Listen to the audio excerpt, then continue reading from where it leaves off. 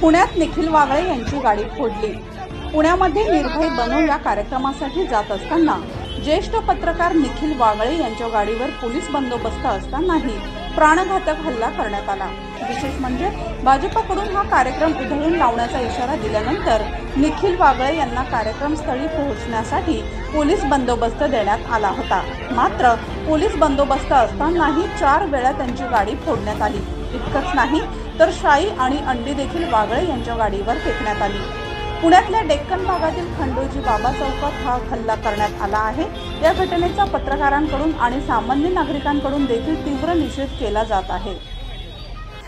पुण्यातील साने गुरुजी हॉलमध्ये निर्भय बनव कार्यक्रमाचे आयोजन करण्यात आले होते, परंतु भाजपाकडून या कार्यक्रमाला कडाडून विरोध केला जात होता। परंतु त्यानंतरही निखिल वागळे कार्यक्रमस्थळी पोहोचले। यावेळी निर्भय बनव कार्यक्रमासाठी आलेल्या नागरिकांनी वागळे यांच्यावरील हल्ल्याचा निषेध केला। या हल्ल्यामध्ये काही तरुणी सुद्धा जखमी झाल्या आहेत।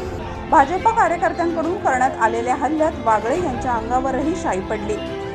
पोलीस बंदोबस्तात प्रवास होत असतानाही गाडी 4ही बाजूने फोडण्यात आली आहे। दरम्यान पुण्यातील निर्भय बनव कार्यक्रमाच्या आधी या निखिल वागळे यांच्यावर पंतप्रधान नरेंद्र मोदींवर ट्विट केल्यानंतर गुन्हा दाखल करण्यात आला आहे।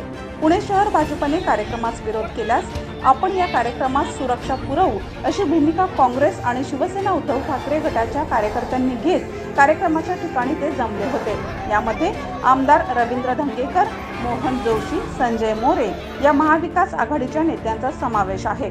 दुसरीकडे भाजपचे शहराध्यक्ष धीरज घाटे यांच्या नेतृत्वाखाली भाजपकडून आंदोलन करण्यात आले। ज्या क्षणाला हल्ला होत होता, ज्या क्षणाला गाडीच्या काचा फुटत होत्या, मागची काच फुटली तेव्हा असीमने माझ्या डोक्यावर हात ठेवला। त्यानंतर मी मुलगी गेली कुठे ती श्रुती, तिथं श्रेया, तिथं फ्रंट सीटला बसली होती, तिला आम्ही मागे डोकं तिथं खाली केलं म्हणून आमची डोकी वाचली। आणि जोपर्यंत आमची डोकी वाचतील तोपर्यंत तुमचं काय खरं नाही हल्लेकरांना। मी जेव्हा हल्ला होत होता तेव्हा या दोघांना काय सांगत होतो विचारा। टेन्शन आलं होतं सगळ्यांनाच। समोरून माणसं गाडीवर उड्या मारतायत, लाठ्यानी मारतायत, काठ्या मारतायत, पोलीस मध्ये पडतायत, पोलिसांना ऐकत नाहीये। कुठच्याही क्षणी आम्ही आज मरू शकत होतो। मी तुम्हाला सांगतो, मरण डोळ्यासमोर होतं अगदी। जोपर्यंत आम्ही जिवंत आहोत तोपर्यंत तुमच्याशी संघर्ष करणार। या भारताचा हिंदू पाकिस्तान होऊ देणार नाही। आणि एक निखिल वागळे मेला तर हजारो निखिल वागळे तयार होतील। हजारो निखिल वागळे तयार होतील आणि या फॅसिझमचा मुकाबला करतील। हा हिटलरचा फॅसिझम आहे, लक्षात घ्या। या घटनेचा सामान्य माणसांसह वेगवेगळ्या राज्यभरातील व देशभरातील पत्रकारांकडून तीव्र शब्दात निषेध व्यक्त केला जात आहे।